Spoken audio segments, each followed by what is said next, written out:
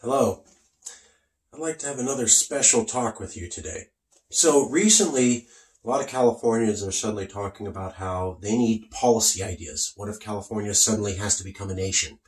The word nation state is everywhere. It's all over the news, and people are saying, what are we going to do tomorrow? We have to become a nation. So I never thought the transition from state to nation would be that quick, but it does appear the public's open to ideas, and they feel that things are changing. And radical change could happen tomorrow that would make California a nation. Fortunately, in 2011, I published this book, and that became published as this book in 2012, California's Next Century 2.0. It talks about the things that California would need to do in order to act like a nation. I've taken some of the best ideas from that. We have taken some ideas from California's Future, a book put together by Yes California. In 2015, California's Future, Your Guide to an Independent California. We also looked at the Yes California Blue Book, Answers to Your Questions About Independence from 2018. We also looked at the initiatives filed with the Secretary of State Initiative Board for Sovereign California in 2015, and then the initiatives filed by Yes California from 2016 to 2018. So Yes California was originally Sovereign California. And from 2015 to 2016, the idea was to show that you could legally move California to being a nation. So we filed a bunch of initiatives to prove that point. You could do this. Before we did that, people said you could not legally move to be a nation at all. Then we filed 10 initiatives. They were all passed, and that proved that you could. Later on, we came out with policy documents. I think LA Times called the California's Future a tomb. It was very large. Then we shortened it down and came out with smaller versions of the policy documents. But bottom line, obviously there would be many things that would have to happen if California became a nation and had to do it quickly. These are the top 10 things that would have to happen in order to solidly move California into a good footing for being a nation, and could be done by the legislature or the public now. So you have the power to do these things, or the public. Everything that I'm going to tell you could be done with an initiative process by the California public, where you could get the signatures and put that up for a vote, and then it just becomes law. Or the legislature enacts these things. So you as the public can file initiatives, or the public can, or the legislature can do this as a law. So you have two options to make this happen, but these are 10 things that need to happen right away. Okay, number one, and here's the key idea, is that to have stability during changing times, you have to have two things: continuity and a plan for the future. So you have to show people that you're not trying to radically change things. You're planning on keeping things the same, and everything as they know is going to keep moving on. There's the umbilicals connected, the roads are still there, everything works the same. But at the same time, you need to message to people that you're thinking ahead to the future.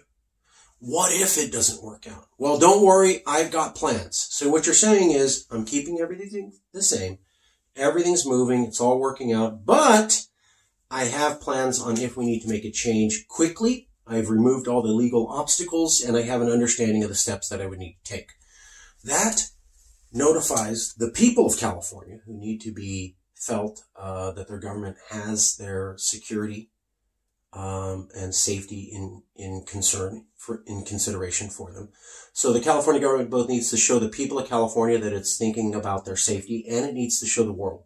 So if you're going to move quickly to be a nation, you need to show the people of California that you're going to keep all linkages with the federal government intact, while taking steps that lets the California people know that if it gets really bad, you could quickly become a nation. And those same steps signal to the world that you have the stomach fortitude to do what it takes to move to be as a nation. So these are ideas that can be passed into law now. They are legal. They would signal to Californians and the world that we're ready to become a nation, but they don't destroy the connection California has with the federal government. That's a good thing to do right now. Stability in changing times equals continuity and plans for the future. So here they are. Number one, California should post that it's going to have a vote for independence in the next election. So Yes California filed an initiative January 9th, 2015 called the 2020 California Referendum. December 23rd, 2016 called the Self-Determination Referendum. And February 14th, 2018 called the Independence Plebiscite of 2019. So there's 3 initiatives accepted by the Attorney General, Secretary of State, that basically say in the next election in California, you would have a question to the voters where you say, do you want to secede or not? So under international law, if you want to become independent, you have to have a vote amongst your own people saying that you want to do this. That vote is not legally binding. That does not make you secede. But what it does is signal to the world that your people are serious about doing it, and you pass the first international legal qualification. Again, you could do that. There's 3 different models from Yes California how to do that. The government of California could just put that on the ballot for the next election, or the people of California could file an initiative to make that happen. The second one is you're going to need to have a way to make your undocumented immigrants full citizens. So April 20th, 2015, Yes California, actually Sovereign California at that time, filed the Immigration Reform Act. It was championed by lawyers in the immigration field who said it was a good idea, and by multiple Spanish-speaking newspapers. What it did was, it's a process, again, approved by the SOS, that would allow undocumented citizens to basically become citizens of California to the fullest extent that California could do that. So California doesn't have control over immigration. But because California has a law saying that if you're an undocumented citizen, the Department of Motor Vehicles within the California government can provide services to you, you would simply take that law and say, well, if the DMV can provide services to undocumented immigrants, then every agency in California could do that. And so with the California Immigration Reform Act, April 20th, 2015, you could convert the entire government of California to not seeing a distinction between citizens as recognized by America and undocumented immigrants. That allows everybody in California to know, we got you, we're taking care of you. I would encourage the governor and the legislature of California to make a statement saying that everyone in California right now is a Californian, and we are not going to try to deport anybody, and enact this legislation. What that will do is tell all of the Latinos who are here undocumented that they can report to health authorities and the police if someone's sick. They can go to the checkups. They can participate fully. Especially the Chinese undocumented immigrants in California. There's a couple 100,000 of them. Some of them have the coronavirus. They're hiding in the shadows because they're undocumented. We need to say there is no penalty for being undocumented. You are now effectively a California citizen, so that everybody who is undocumented is able to come out and participate. Because if we're going to win against coronavirus, everybody has to be on the same team. You cannot have second-class citizens when we need everybody to have first-class participation. I would also add that the California government modify the Immigration Reform Act from Yes California to say that once you sign on and you are now a citizen of California, you can call the police. So if immigration authorities come to your house and they want to take you, you can call the local police, and they will send the state police or local police to literally stand between your door and ICE. So you can call on the California government to come protect you from an ICE raid. If we cannot provide that to people, and a declaration that there's full California citizens, and change the law to make them get the level of service as the DMV provides, then they're still going to see themselves as second-class citizens, and we don't have everybody on the same team. Not a good idea right now, and especially if you want to be a nation. Number 3, this is called a shadow point because it's already done. So the California legislature last year enacted the California Public Bank Law AB 857. California Public Bank Law AB 857. What that does is allow every California city, or government or joint power authority to deposit their local taxes and local fees into that bank. That bank will make a profit off the interest from those local fees and then returns that back to the city in low interest or no interest loans to the city for development or paying school teachers, or it can go to local businesses. So California governments take taxes and fees. That goes to a private bank, right? Used to be. And then the city and government has to pay that private bank to hold their money. Yes, that's really stupid, and that's the way it is. This law, the California Public Bank, allows every city government in California to take its fees and filings and taxes, put it in a bank, hold all the interest, and return the interest just to that community, and not pay any taxes for holding the money. Brilliant idea. You would definitely need to do that so that we could keep the currency that's raised by the California governments in California. Already done.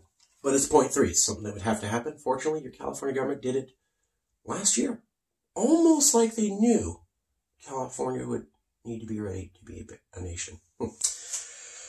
Number 4, you would need to return the stock market. Now, I did an interview with Mike Ross. Mike Ross joined Sovereign California back in 2015, and he brought it to our awareness that California needed to have a stock market. California did have the Pacific Stock Exchange, also known as the Pacific Exchange. It was invented in 1956 out of exchanges in LA and SF. It formally became merged with the separate exchanges into one combined California Stock Exchange known as the Pacific Exchange in 1973.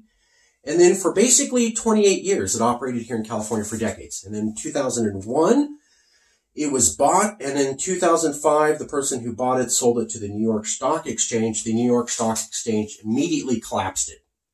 So we had our own stock market for 3 decades, based out of San Francisco, which is a world financial hub. Then it was bought, then it was sold to the New York Stock Exchange, and then they killed it off. So you need to get that stock exchange back here. All the people who ran it are here. You already had one. You know how to do it. Make it happen. Number 5 on things you'll need to do to immediately become a nation.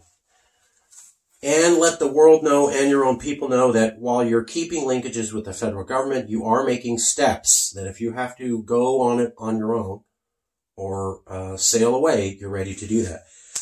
Number 5 is you must remove the roadblock. Now, these next couple ideas are called removing the legal blockages. So you're letting everybody know, I know the law, and I'm removing the hiccups that could stand in my way from becoming a nation. Didn't say I'm becoming a nation. I'm just moving everything out of the way that could make it difficult. The loyalty oath says in the California Constitution, Section 3, Article 20. That's Section 3, Article 20, California Constitution. Loyalty oath says that all California government employees must pledge allegiance to the United States Constitution, which basically means that if California was independent, the federal government could compel all of the workers of that California government to do whatever they say and not what the California government says. So that's got to be gone. It's called a loyalty oath. It was not there when the California Constitution was created. You do not need it. It was added in the 50s.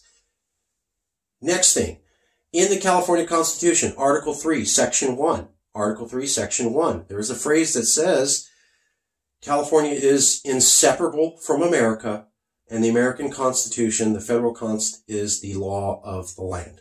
You cannot leave America if your California Constitution says that you are inseparable from America and you must always do what the American Constitution says. That, too, was added to the California Constitution later on. It was not there at the beginning. They added it on so we can do without it. That will have to be removed if you're going to become an independent nation. And you'll also need to delink the California economy from having to use the U.S. dollar.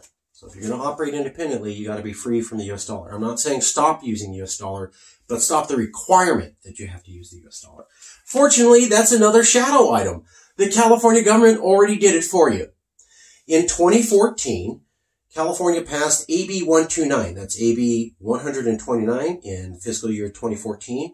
Also known as the Bitcoin law. So the news covered this as California said you could use Bitcoins. That's not exactly what the law said. The law simply repealed a section from the California law called Section 107 that says no one can use as money anything other than the U.S. dollar. So what they did was the California legislature went into the California law and ripped out the section that said you can only use the U.S. dollar, which means that other currencies were available. Now, we still use the U.S. dollar, but it allows us to use other currencies. That was a huge change, and they just did it, and barely anyone noticed. So if people are saying you can't change the California Constitution that easy, and you can't remove the loyalty oath that easy, well, in 2014, the California government delinked California legally from the U.S. dollar. It's been 6 years. Never been overturned. Precedent. Can happen, brother. Okay. Moving on to number 7, which is a blue ribbon panel. So February 20th, 2015, Yes California, or Sovereign California at the time, filed an act called the New Hope for California. And what it did was it said California's government is going to do a blue ribbon panel, which means a big investigation.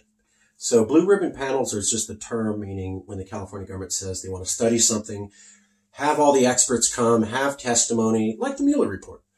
And then you package it up into a nice little report, and it goes to the legislature. Schwarzenegger did this. So it happens. We were proposing the same thing, and we were saying what you need to do is basically recreate for California what's known as the Commission on Scottish Devolution, or the it was enacted in Scotland on April 28th, 2008. So Scotland became devolved from the English government, meaning they were kind of a unit of it, and then they were able to get more freedoms and act more like an independent nation from England. They did that by first having a study, Commission on Devolution, also known as the Coleman Commission. It started April 28, 2008, and it reported its findings June 15, 2009, about a year later. So the blue ribbon panel would basically be the Scottish Devolution investigation. I would say don't wait a year, make that happen now, and have preliminary findings in 3 months. I know it's a rush order, but we don't have time, people. And I would have an executive findings within 1 month. In that panel, I would also suggest that there's a special investigation into things that California can do to raise its international credit rating. So there's Fitch, there's Standard & Poor, and there's Moody's, and they rank every government in the world. And if you get AAA, AAA, like automobile insurance, you have the best credit rating. It means you can get really good loans, and everybody feels that you're a good person to do business with. Now, in 2016, 2017, California changed its laws so that it was easier to pass a budget. Simply changing the laws in California so that it was easier to pass a budget convinced Moody's and S&P to upgrade the credit rating for California. Now, California still does not have a AAA credit rating. We need to get that. I would say in the blue ribbon panel, find out other legal changes that can happen that would increase the confidence of these global rating agencies on California so that you have really good credit. The fact that you're looking into how to get really good credit also signals to the world that you might be looking to go it alone from America in the near future. Okay, number 8, nationalize the board. Already did a video on this. This is an idea that goes way back. We proposed this in 2017, 2018. And in my book, California's Next Century, I also talk about the CDFA and the 16 borders. So there's something called the California Department of Food and Agriculture. They have border protection stations. So that's the CDFA BPS. California Department of Food and Agriculture runs 16 border protection stations. Every road that comes into California already has a physical building ran by the CDFA and people there who can legally stop cars from coming in. Now, they're only checking for pests on food. But this agency's been around 100 years, and their whole idea is to stop disease vectors from spreading on food here in California. Well, we have another emergency. about disease and stopping it from being spread. They have the buildings, they have the people, they could literally change their role to just from checking for fruits and vegetables to checking anybody that comes into California based upon whatever legal requirements the California government has. Now, that may sound extreme, but it's happened already. So 2015, 2016, California had massive forest fires because we had a massive drought. The California Fire Department was ordered to work with the CDFA at the border protection stations to inspect people for fireworks. So California Department of Food and Ag only expects fruit.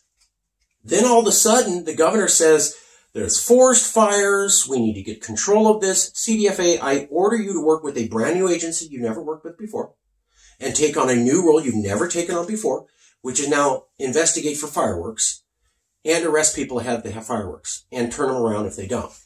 So CDFA worked with the California Highway Patrol and the fire department here to investigate for fireworks. So we have another emergency. We need to have CDFA work with another California department, perhaps the Department of Public Health, and they could man all those border stations.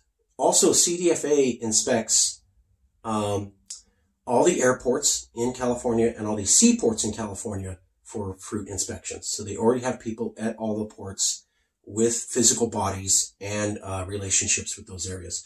They basically are the best part of the California government to basically take over all the borders, and then we would put California agencies underneath them. That needs to happen like right now, because if Trump reopens the economy and people come into California with disease. Okay. Number 9, national recognition. So we don't know where the future is going. If someday California needs to become a nation, it needs to know that it can talk to the world. There are 4 United Nations buildings. Everybody thinks New York is the only one. That's not true. Switzerland has one, Austria has one, Kenya has one, and then New York's the 4th. Under the United Nations and international law, all 4 of those buildings are equal. Not one outranks the other. So if there's already 4 and they're all equal, why can't there be another one in California? In fact, in 2005, Ban Ki-moon, the president of the United Nations, said that California alone got the entire world working on climate change. And in 2009, Mayor Newsom proposed a UN climate change area building in San Francisco's Hunter Point. Now, we have 2005, and the UN says, you got the world moving on climate change when we, the UN, couldn't do it. President of the UN said that. Then you go back to 2016, 2017, the federal government pulls out of the Paris Accord, and then you have the governor of California getting world news saying, we'll launch our own damn satellites, and we're doing our own thing. So that's a 10-year period of California saying it's committed to climate change and getting world recognition for it. Why don't we take up now Governor Newsom's suggestion? 2009, convert Hunter's Point, San Francisco, where the original UN building was in San Francisco, into a global climate change center. We're already recognized for climate change. It could be a UN center for that. Now, if you have a UN center, and yes, it's dedicated for climate change, you still have a UN area, which means if you need to talk to the world with authority, infrastructure is in place. By the way, they already did all the land surveys and clearances and EIR and figured out how to make this happen already. They just sat on it. So it's still there. Finally, number 10. You need to have a national bank. So SB 528, that's Senate Bill 528, the California Infrastructure and Economic Development Bank proposed by Ben Hueso. It is being stalled. So that was proposed last year. Again, your California government already moving to act like a nation. That's 3 things your California government's already basically done. Now, this bank bill was going to say that California state income taxes could get held in the bank. That's huge. So if you have a bank and you're going to put all California's income taxes in there to be held and they get to hold the interest in it, that bank becomes one of the biggest banks in the world automatically. Automatically.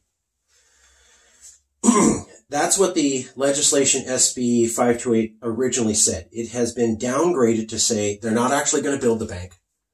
They're certainly not going to make it a deposit bank. They're just going to study the idea.